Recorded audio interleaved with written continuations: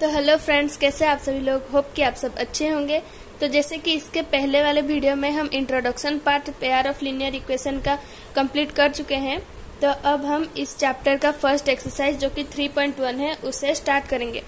तो first question को हम शुरू करते हैं। फर्स्ट क्वेश्चन में बोला है form the pair of linear equation in the following problem. यहाँ पे जो नीचे प्रॉब्लम दिया गया है उसमें लीनियर इक्वेशन फॉर्म करना है and find their solution graphically, और जो सॉल्यूशन निकालना है वो ग्राफिकली निकालना है। तो फर्स्ट क्वेश्चन क्या बोला है, 10 student of class 10 took part in mathematics quiz. मतलब 10 स्टूडेंट हैं क्लास 10 के जो कि मैथमेटिक क्विज में पार्टिसिपेट किए हैं। If the number of girl is 4 more than the number of boys, जो गर्ल्स के नंबर है वो अगर बॉयज के नंबर से 4 ज्यादा है तो टोटल नंबर ऑफ बॉयज और गर्ल्स को फाइंड करना है ना। तो हम इससे पहले तो ग्राफिकली नहीं किए हैं, तो हमें आंसर ठीक आया है या रॉन्ग आया है ये पता करने के लिए पहले हम इसे अलजेब्रिकली सॉल्व कर लेंगे, फिर हमें पता चलेगा कि हम राइट किए हैं या रॉन्ग किए। तो पहले हम ग्राफिकली नहीं करेंगे, पहले हम अलजेब्रिकली कर लेंगे। तो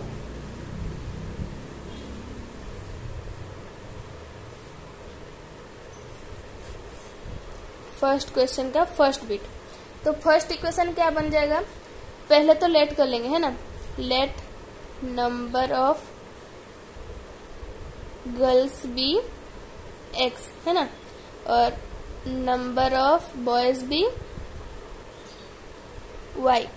तो यहाँ पे टोटल स्टूडेंट कितना बोले हैं 10, तो x प्लस वाई मतलब जितने भी गर्ल्स बॉयज हैं उनको मिला के ही 10 हुआ होगा है ना।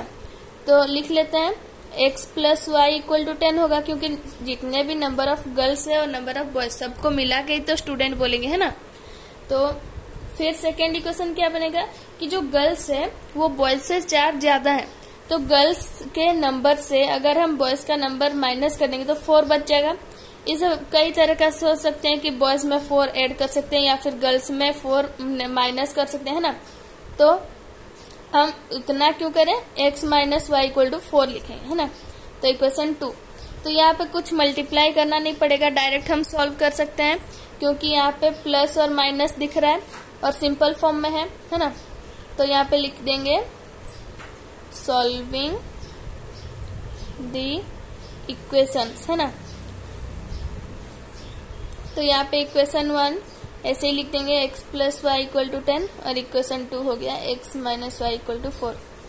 तो यहाँ पे प्लस भी ले सकते हैं, मतलब पॉजिटिव भी ले सकते हैं, नेगेटिव भी, नेगेटिव तो नहीं मतलब माइनस ले सकते हैं ना। माइनस लेंगे तो सभी का सिंबल चेंज करना पड़ेगा, बट पॉजिटिव भी लेंगे तो भी इजीली हो जाएगा क्योंकि यहाँ पे direct plus minus cancel out हो रहा है। तो यहाँ पे बच गया 2x इक्वल टू 14 है ना। तो x क्या होगा, 2 इधर आके डिवाइड हो जाएगा तो 2 डिवाइड होगा तो यहाँ पे बच जाएगा 7। तो गर्ल्स कितने हैं, गर्ल्स 7 है। तो बॉयज कैसे पता करेंगे, दोनों अगर मिला के 10 हो रहे हैं तो 10 से जितने गर्ल्स के नंबर है वो माइनस करेंगे तो मिल जाएगा हमें बॉयज का। तो x plus y equal to 10। अगर इतना भी दिमाग नहीं लगा पा रहे हो तो फिर कोई भी इक्वेशन में इसका वैल्यू x का पुट कर दो तो फिर आ जाएगा। तो y को 10 माइनस 7, तो y इक्वल टू 3 है ना। तो ये इतना आ रहा है। अब हम इसे ग्राफिकली करके देखेंगे कि राइट है या नहीं। तो ग्राफिकली करने के लिए भी हमें बॉक्स जैसा बना के करना पड़ता है, ये तो तुम्हें पता ही होगा, जूनियर क्लास से भी पढ़ रहे हो। तो फर्स्ट इक्वेशन का हम ऐसे निकाल लेंगे, किसी भी एक में कुछ वैल्यू पुट करो और उसे सॉल्व करो तो दूसरे का वैल्यू भी आ जाएगा। तो यहाँ पे क्या क्या ऐड करने से या माइनस करने से हमें 10 मिलेगा। तो नॉर्मली कोई भी सोचेगा तो 5 और 5 सबसे पहले सोचेगा। तो ये x के लिए है, ये y के लिए है ना। तो दोनों 5 ले सकते हैं, कोई 7, कोई 3, कोई 7 और 3 ले सकते हैं, 5, 6, 4 ऐसे कुछ भी ले सकते हैं। तो ये तुम्हारे ऊपर डिपेंड करता है। और एक लाइन को बनाने के लिए हमें मिनिमम 2 पॉइंट्स का जरूरत होता है, तो मैं 2 पॉइंट्स ही ले रही हूँ। फिर सेकेंड इक्वेशन भी ऐसे लिख लेंगे x minus y equal to 4। अब इसे भी वैसे ही समझो कि x एक ऐसा नंबर है जिससे y माइनस करेंगे तो हमें 4 मिलेगा।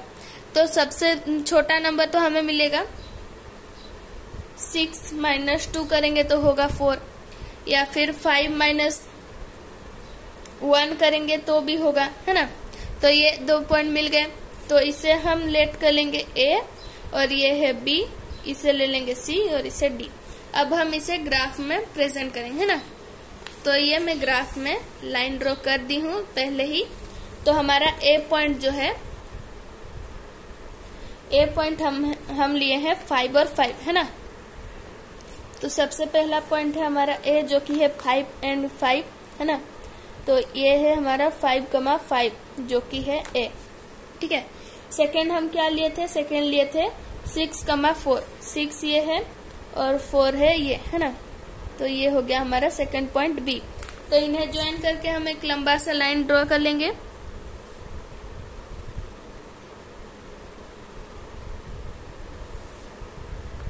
एक बार चेक कर लेंगे कि दोनों एक लाइन में आ रहे हैं या नहीं, और उसके बाद एक लंबा सा लाइन ड्रॉ कर देंगे, है ना।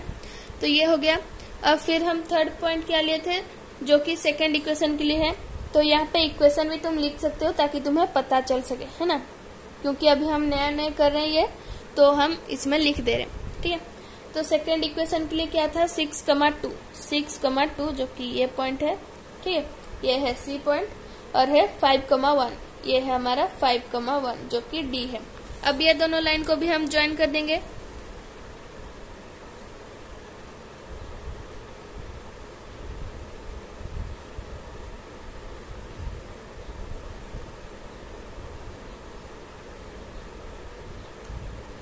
जब हम ज्वाइन करेंगे तो ये दोनों लाइन जहां पे मीट करेगा वो पॉइंट बन जाएगा हमारा आंसर, ठीक है। तो वहीं पे जो x और y का जो भी कोऑर्डिनेट आएगा उसी से हमें x और y का वैल्यू पता चलेगा।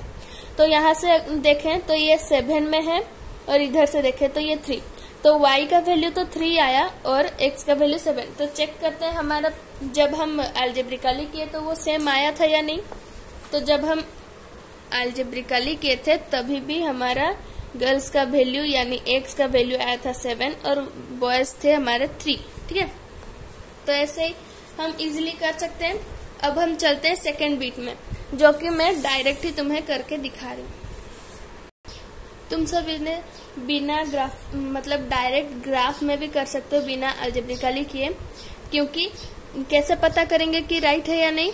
जब हम एक पॉइंट मिल जाएगा हमें आंसर, तो उसे वो इक्वेशन दोनों में डाल के आंसर देखना, अगर वो सेटिस्फाई कर रहा है तो तुम्हारा आंसर राइट है, वरना तुम्हें दोबारा करना पड़ेगा।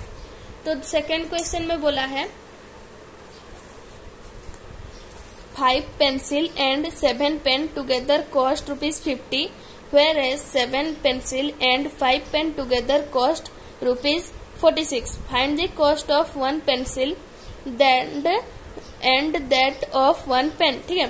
तो यहाँ पे एक पेंसिल और एक पेन का रेट पूछा है, ठीक है। तो हमें ऐसे निकालने के लिए पहले तो एक पेन का रेट कितना होगा वो लेट कर लेंगे। Let the cost of 1 pen be ₹X, ठीक है, और दी कॉस्ट ऑफ 1 पेंसिल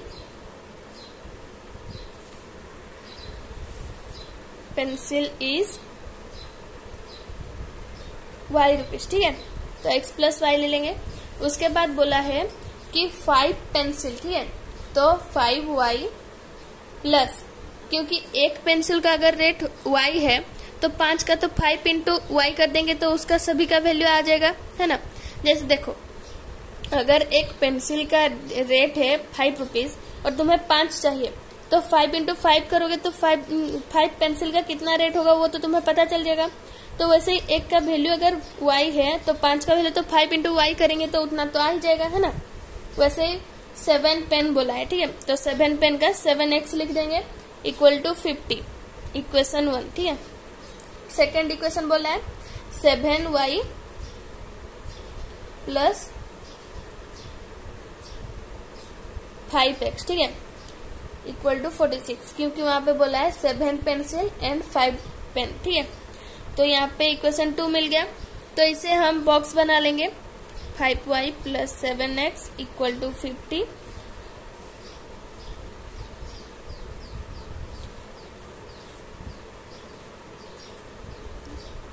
तो यहाँ पे हम 7 का x का वैल्यू एक बार 5 लेंगे, ठीक है। यहाँ पे देखना x बाद में है और y पहले है, ठीक है। तो 7 5 जा 35 हो गया, बचा 15, 5 इंटू 3 इक्वल टू 15 हो गया। तो यहाँ पे 5 और 3 करेंगे तो यहाँ पे 50 आंसर आ जाएगा, ठीक है। दूसरा क्या कर सकते हैं, हम x का वैल्यू 0 और y का वैल्यू 10 ले सकते हैं, है ना। अगर यहाँ पे 0 ले लेंगे तो 5 इंटू 10 हो जाएगा हमारा 50। ये फर्स्ट इक्वेशन के लिए था। सेकेंड इक्वेशन की तरफ अब बढ़ते हैं।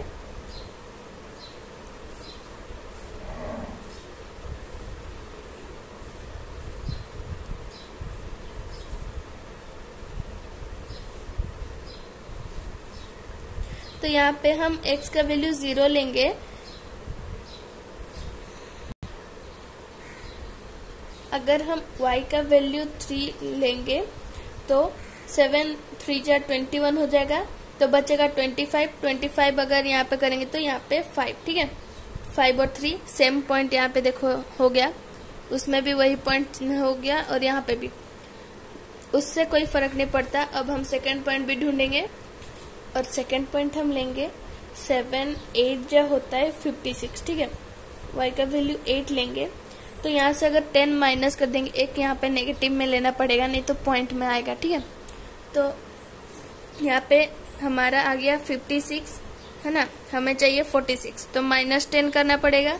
और 5 के साथ अगर -2 मल्टीप्लाई करेंगे तो यहाँ पे -10 हो जाएगा, तो 56 - 10 इक्वल टू 46 हो जाएगा।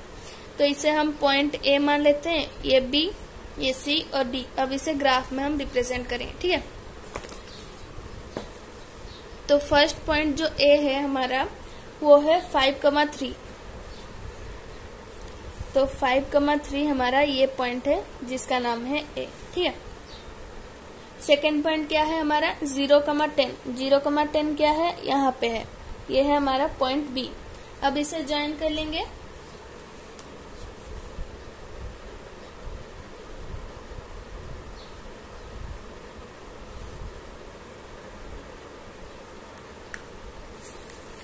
इसे ज्वाइन कर लिए। अब हमारा थर्ड पॉइंट है 5,3, वही सेम यहीं पे, ठीक है, ये सी। और डी क्या है हमारा -2,8, -2,8, ठीक है। तो ये है हमारा सेकंड पॉइंट जो है डी। तो अब हम इसे ज्वाइन कर लेंगे।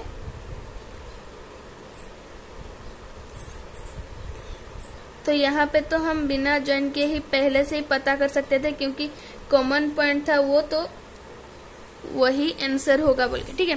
तो यही है हमारा पॉइंट, जो कि x का वैल्यू है यहाँ पे 5 और y का वैल्यू है 3।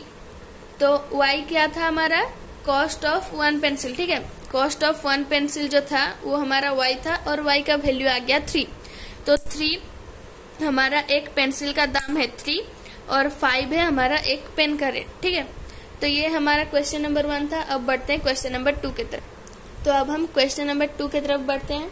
तो क्वेश्चन नंबर 2 में बोला है, on comparing the ratio a1/a2, b1/b2 and c1/c2, find out whether the line representing the following pair of linear equation intersecting at A point और पैरेलल और कोइंसिडेंट, ठीक है। तो ये जो 3 बीट दिया है, ठीक है। तो यहाँ पे हमें ये इक्वेशन को a1/a2, b1/b2 और c1/c2 को देख के बताना है कि ये पॉइंट एक जगह पे जाके इंटरसेक्ट करेंगे या पैरेलल होंगे या कोइंसिडेंट। तो इसके लिए मैं एक फॉर्मूला बताई थी, है ना, a1/a2 b1/b2 करके, ठीक है। तो फर्स्ट बीट दिया है हमारा, इक्वेशन पहले दोनों का लिख लेंगे। फर्स्ट इक्वेशन दिया है 5x - 4y + 8 = 0। सेकेंड क्या दिया है 7x + 6y - 9 = 0। तो दोनों इक्वेशन दिया है। तो a1 और a2 क्या था, कोएफिशिएंट ऑफ x था, ठीक है। तो 5/7, a1/a2 = 5/7, जिसका वैल्यू 0.3 आएगा, ठीक है। अब b1/b2 करते हैं। जो कि हम यहाँ पे अगर पॉइंट में नहीं निकालते तो भी हम पता कर सकते थे, क्योंकि यहाँ पे नेगेटिव में आ रहा है ना, 2/3 ये नेगेटिव में आ रहा है, तो ये तो इक्वल होंगे ही नहीं। तो a1/a2 is not equal to b1/b2। ये कब होता था?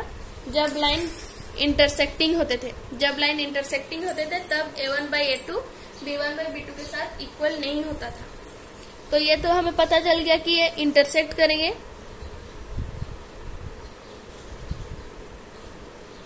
तो यहाँ पे लिख देंगे इंटरसेक्ट एट पॉइंट। ठीक है, अब सेकेंड बीट की तरफ बढ़ते हैं। सेकेंड बीट में क्या दिया है? फर्स्ट इक्वेशन 9x + 3y + 12 = 0 और सेकेंड बीट दिया है 18x + 6y + 24 = 0। ठीक है, तो अब फिर से हम कंपेयर करेंगे a1/a2, b1/b2 और c1/c2 को। तो यहाँ पे 9/18 जिसका वैल्यू आ गया 1/2, b1/b2 ये भी 3/6 यानी कि 1/2। ये दोनों का वैल्यू तो इक्वल आ गया, बट c के ऊपर भी डिपेंड करता है। ठीक है, c1/c2 = 12/24 है ना, तो ये भी हो गया हमारा 1/2। तो जब a1/a2 इक्वल होता है b1/b2 और इक्वल होता है c1/c2 के साथ, तब हम इसे बोल सकते हैं कोइंसिडेंट। ठीक है, जब कोइंसिडेंट होता है तभी जाके सभी का वैल्यू इक्वल होता है। अब थर्ड पॉइंट की तरफ आगे बढ़ेंगे। थर्ड पॉइंट में भी पहले हम तीनों का इक्वेशन लिख लेंगे। फर्स्ट इक्वेशन दिया है 6x - 3y + 10 = 0। सेकेंड इक्वेशन दिया है 2x - y + 9 = 0 है ना। तो यहाँ पे a1/a2 को पहले करेंगे, जो कि है 6/2 यानी कि 3 और b1/b2 यानी कि -3/-1 जिसका वैल्यू भी 3 आ रहा है, बट c1/c2 10/9 हो रहा है जो कि 3 के साथ इक्वल नहीं है। तो a1/a2 तो इक्वल है b1/b2 के साथ, बट c1/c2 के साथ इक्वल नहीं है। तो ये कब होता है? जब लाइन पैरेलल होता है। ठीक है, लाइन पैरेलल होगा तभी जाके ऐसे होगा। अब ये भी क्वेश्चन नंबर 2 भी कंप्लीट हो गया। अब क्वेश्चन नंबर 3 की तरफ बढ़ते हैं। तो क्वेश्चन नंबर 3 में बोला है on comparing the ratio a1/a2, b1/b2 and c1/c2 find out whether the following pair of linear equation are consistent और इनकंसिस्टेंट। कंसिस्टेंट और इनकंसिस्टेंट मैं पहले ही बताई थी इंट्रोडक्शन पार्ट में। कंसिस्टेंट उसे बोलते हैं जिसका सॉल्यूशन आता है और इनकंसिस्टेंट उसे बोलते हैं जिसका सॉल्यूशन नहीं आता। सॉल्यूशन कब नहीं आता? जब पैरेलल लाइन होता है तब सॉल्यूशन नहीं आता। तो एक ही टाइम पे हम उसे इनकंसिस्टेंट बोलेंगे जब वो पैरेलल होगा, बट हम कंसिस्टेंट बोलेंगे तब जब इंटरसेक्टिंग होगा या फिर कोइंसिडेंट, यानी कि इन दोनों में से अगर कोई भी एक है तो हम उसे कंसिस्टेंट बोलेंगे। तो उससे के लिए भी हमें पता करना पड़ेगा कि वो कौन सा लाइन है, पैरेलल है या इंटरसेक्टिंग है या कोइंसिडेंट। तो जैसे हम a1/a2 को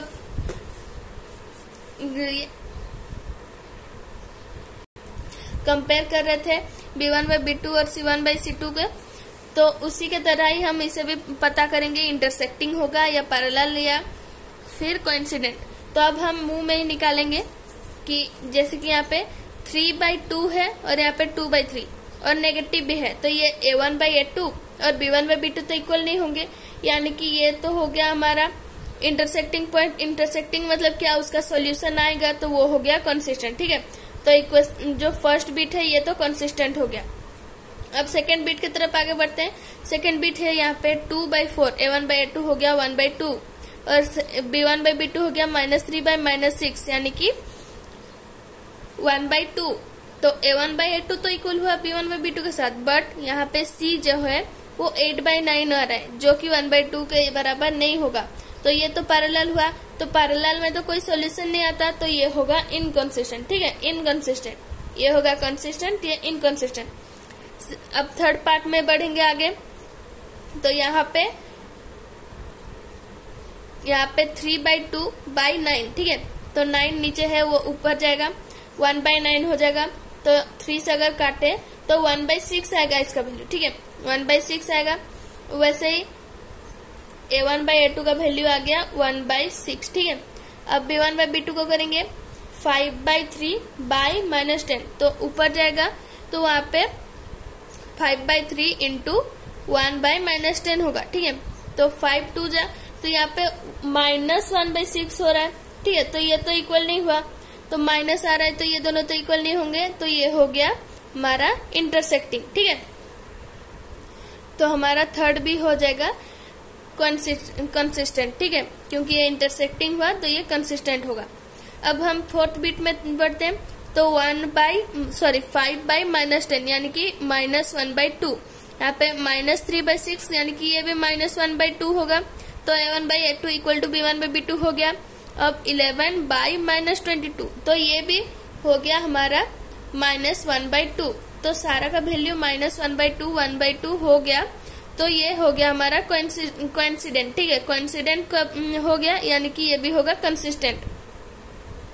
वैसे ही फिफ्थ पॉइंट भी हमारा हो जाएगा ये 2/3, और ये हो गया 2/3, और ये भी a1/a2 हो गया 4/3 इंटू 1/2 है ना, नीचे होगा 2 तो ऊपर जाएगा तो 1/2 हो जाएगा, रेसिप्रोकल हो जाएगा, तो 2 से वो कैंसिल होके वो बचेगा 2/3। यहाँ पे 2/3 b और b1 और b2 मिलके भी 2/3 हो रहे हैं, और यहाँ पे भी हम अगर कैंसिल आउट करें तो 4 4 जा 8 और 4 3 जा 12। ठीक है, तो यहाँ पे भी हमारा वैल्यू आ गया 2/3 है ना, तो इसमें भी सभी का वैल्यू सेम आ गया, तो ये हो गया हमारा कंसिस्टेंट। अब बढ़ते हैं फोर्थ नंबर की तरफ। फोर्थ नंबर में भी वैसे ही कंसिस्टेंट इनकंसिस्टेंट पूछा है, बट अभी ग्राफिकली बोले। ग्राफिकली हम कैसे पता करेंगे, तो यहाँ पे तो हम बिना कुछ कैलकुलेट किए हम बस लाइन बनाएंगे और उससे हमें पता चल जाएगा कि कौन सा लाइन पैरेलल है, कौन सा कोइंसिडेंट है, कौन सा इंटरसेक्टिंग। इंटरसेक्टिंग होगा तो एक जगह में वो मीट करेंगे, पैरेलल होगा तो वो एक दूसरे में कभी नहीं मीट करेंगे, और कोइंसिडेंट होगा तो एक ही लाइन, एक के ऊपर ही एक बनेगा। जितना भी पॉइंट ले लो एक के ऊपर एक ही बनेगा दोनों। ठीक है, तो इसी तरह से फोर्थ क्वेश्चन भी हो गया। अब हमारा इस चैप्टर का फर्स्ट वर्ड प्रॉब्लम हम करेंगे। ठीक है, जो कि है 5 नंबर। यहाँ पे क्या बोला है, half the perimeter of the rectangular garden. ठीक है, एक रेक्टेंगुलर गार्डन है जिसका पेरीमीटर का हाफ, ठीक है, जिसका पेरीमीटर का हाफ। पेरीमीटर क्या होता है रेक्टेंगल का, 2 इंटू एल प्लस बी है ना, 2 इंटू एल प्लस बी, तो उसका हाफ करेंगे तो 2 2 तो कैंसिल आउट हो जाएगा, तो क्या बचेगा एल प्लस बी। ठीक है, तो लेंथ प्लस ब्रेड्थ का वैल्यू दिया है। ठीक है, whose length is 4 more than its width। एक गार्डन है रेक्टेंगुलर, ठीक है, जिसका जो लेंथ है वो उसका विड्थ से यानी कि ब्रेड्थ से 4 ज्यादा है। ठीक है, अगर इसका x मीटर है तो उसका x प्लस 4 मीटर होगा। ठीक है, तो पहला इक्वेशन तो हमें मिल गया कि l प्लस बी, यानी कि अगर हम l को लें, let be length of the garden is x metre. यहाँ पे मीटर में दिया है, ठीक है, तो इसलिए हम मीटर में लेंगे। यूनिट बहुत मैटर करता है, मार्क्स इसी में ही करते हैं, तो ध्यान देना। फिर सेकेंड लिखेंगे, लेट दी ब्रेड्थ और विड्थ ऑफ द गार्डन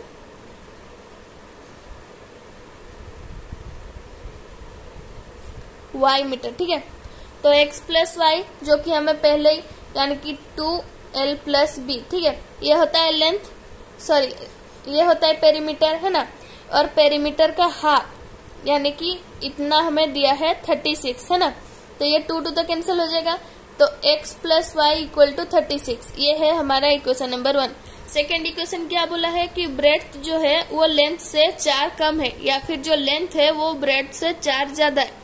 तो अगर हम x से y माइनस कर दें, यानी कि लेंथ से अगर ब्रेड्थ को माइनस कर दें तो हमारा बचेगा 4। ठीक है, या फिर तुम बोल सकते हो कि ब्रेड्थ में 4 ऐड करेंगे तो लेंथ के बराबर होगा, या फिर लेंथ इक्वल टू या फिर लेंथ से हम 4 माइनस कर देंगे तो वो विड्थ के बराबर होगा, कुछ भी कर सकते हो, ठीक है। तो ये दोनों इक्वेशन हो गया। तो यहाँ पे हम बिना कुछ मल्टीप्लाई किए यहाँ पे देख सकते हो कि डायरेक्ट कटेगा, ठीक है। y दोनों में कट जाएगा क्योंकि दोनों में प्लस और माइनस ऑपोजिट सिंबल है, ठीक है। तो यहाँ पे हम सॉल्व कर देंगे, सॉल्विंग दी इक्वेशंस लिख देंगे, ठीक है। तो यहाँ पे x plus y equal to 36 और दूसरा है x minus y equal to 4। तो यहाँ पे पॉजिटिव साइन ले रहे हैं हम क्योंकि आराम से यहाँ पे कैंसिल आउट होगा, क्योंकि नेगेटिव में लेंगे तो फिर यहाँ पे साइन भी चेंज करना पड़ेगा तो ज्यादा टाइम टेकिंग होगा, तो ऐसे में इजीली कर सकते हैं। तो 2x इक्वल टू 40, ठीक है। तो x का वैल्यू कितना आएगा, यहाँ पे डिवाइड हो जाएगा तो ये बचेगा 20। तो x का वैल्यू है 20 और y का वैल्यू क्या आएगा, x plus y equal to 36। तो y का वैल्यू आ जाएगा 36 माइनस 20, तो y हो गया 16 मीटर, ठीक है। तो यहाँ पे लास्ट में जरूर लिखना कि therefore the length and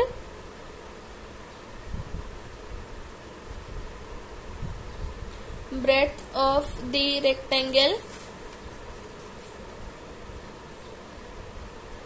rectangular garden is 20 metre and unit जरूर मेंशन करना 16 मीटर रेस्पेक्टिवली भी जरूर लिखना, नहीं तो यहाँ पे भी मार्क्स कट सकते हैं क्योंकि उन्हें नहीं पता चलेगा कि तुम किसका वैल्यू क्या निकाले हो। तो यहाँ पे इन्विजिलेटर तुम्हारा मार्क्स भी काट सकता है, ठीक है। तो ये हमारा क्वेश्चन नंबर 5 भी कंप्लीट हुआ। अब हम क्वेश्चन नंबर 6 की तरफ बढ़ेंगे। क्वेश्चन नंबर 6 में क्या बोला है, given the linear equation 2x plus 3y minus 8 equal to 0, right another linear equation in 2 variable such that the geometrical representation of the pair so formed is intersecting line. ऐसा कुछ एक equation हमें दिया है और दूसरा इक्वेशन हमें form करना है ताकि ये इंटरसेक्टिंग लाइन हो, ठीक है। इंटरसेक्टिंग लाइन का क्या होता है, वो a1 बाई a2 इक्वल नहीं होता b1 बाई b2 के साथ। तो अगर ये हम यहाँ पे x और y दोनों ही 1 लें तो यहाँ पे तो होगा 2, ठीक है। a1 बाई a2 करेंगे तो यहाँ पे 2 बचेगा और यहाँ पे b1 बाई b2 करेंगे तो 3, तो दोनों तो इक्वल हो नहीं रहे, तो ये हो गया इंटरसेक्टिंग। पैरेलल में क्या होगा, a1 बाई a2 इक्वल होना चाहिए b1 बाई b2 और c1 बाई c2 के साथ इक्वल नहीं होना चाहिए। तो यहाँ पे अगर हम मल्टीप्लाई कर दें, मल्टीप्लाई अगर पूरा में 2 करेंगे, यानी कि पूरा में मल्टीप्लाई नहीं करेंगे, बस a और b, ठीक है, इसी में मल्टीप्लाई करेंगे और यहाँ पे c में मल्टीप्लाई नहीं करेंगे, नहीं तो वो सारा इक्वल हो जाएगा, ठीक है, सभी का रेशियो, तो वो हो जाएगा हमारा कोइंसिडेंट, ठीक है। बट पैरेलल में 8 के साथ मल्टीप्लाई नहीं करेंगे, c के साथ मल्टीप्लाई नहीं करेंगे। तो यहाँ पे हो जाएगा 4x प्लस 6y माइनस, यहाँ पे तुम 8 भी छोड़ सकते हो या फिर कुछ एड उड करके 10 या फिर ऐसे भी लिख सकते हो, ठीक है। तो यहाँ पे अगर हम करेंगे तो 2/4 1/2 बचेगा, 3/6 1/2 बचा, बट -8 और -10 तो 1/2 नहीं होगा, तो ये हो जाएगा हमारा पैरेलल लाइन। और कोइंसिडेंट में पूरा इक्वेशन के साथ कुछ भी एक नंबर मल्टीप्लाई कर दो, या जैसे कि 2 मल्टीप्लाई कर दो, 3 मल्टीप्लाई कर दो, कुछ भी मल्टीप्लाई कर दो जो कि पूरे में मल्टीप्लाई कर दोगे तो वो कोइंसिडेंट लाइन मिल जाएगा, ठीक है। तो ये हो गया हमारा क्वेश्चन नंबर 6। क्वेश्चन नंबर 7 की तरफ बढ़ते हैं, जो कि ये एक्सरसाइज का हमारा लास्ट क्वेश्चन है।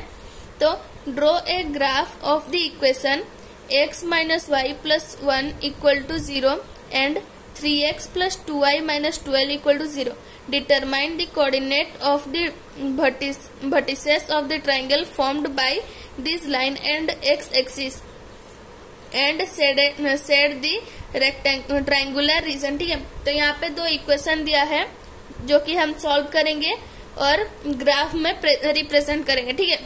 और वहां पे एक एक्सिस के साथ लेके एक ट्रायंगल, यानी कि एक्स एक्सिस के साथ लेके एक ट्रायंगल फॉर्म होगा, जिससे कि हम उसका वर्टिसेस भी बताना है और उसको शेड भी करना है, ठीक है। तो अभी हम उसे ग्राफ में कर लेंगे। तो इस क्वेश्चन में हमें दो इक्वेशन गिवन है।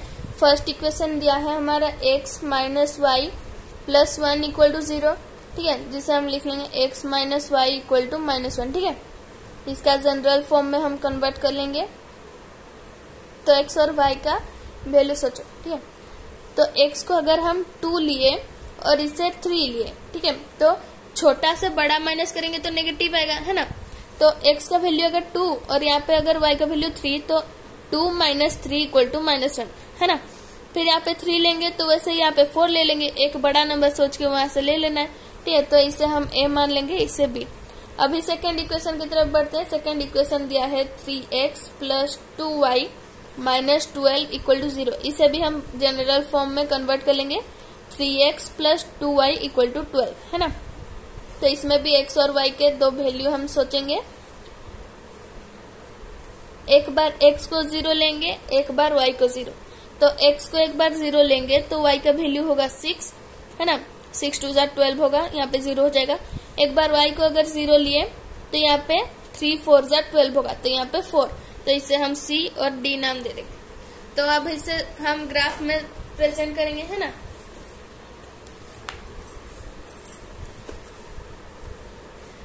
तो फर्स्ट पॉइंट है हमारा 2,3, है ना, 2,3, ठीक है। ये हमारा ए पॉइंट है, 2,3।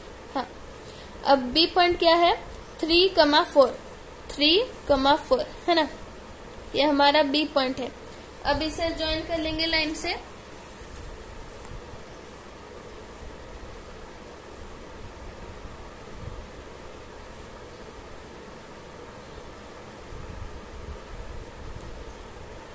तो एक लंबा सा लाइन से हम इसे ज्वाइन कर देंगे।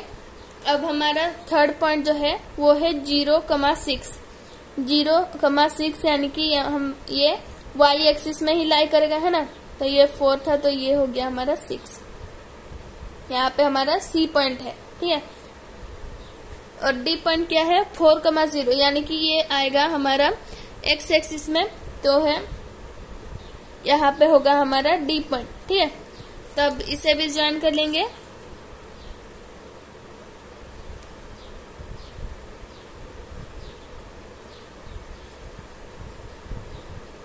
तो ये ए पॉइंट में ही मीट हुआ, ठीक है।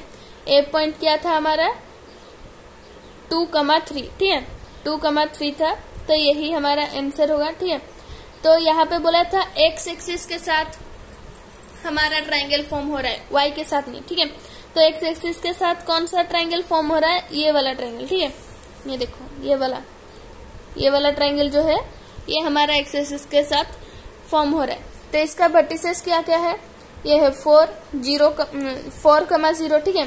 ये है 2,3 और ये है पॉइंट हमारा -1,0, ठीक है। तो ये तो तीनों का हम यहाँ पे लिख लेंगे वर्टिसेस, 4,0, यहाँ पे 2,3 और ये है -1,0। तो ये तीनों का वर्टिसेस भी मिल गया और इसे हम सेट भी कर दिया, ठीक है। तो ये था हमारा क्वेश्चन नंबर 7। तो इसी के साथ हमारा एक्सरसाइज कंप्लीट होता है। अब नेक्स्ट वीडियो में हम अगला एक्सरसाइज यानी कि 3.2 कर लेंगे। तो इसमें थोड़ा सा ज्यादा टाइम लगा क्योंकि ज्यादा क्वेश्चन थे, वो थोड़ा सा जल्दी हो जाएगा, उसमें कम क्वेश्चन है। तो मिलते हैं अगली वीडियो में, तब तक के लिए take care and good bye.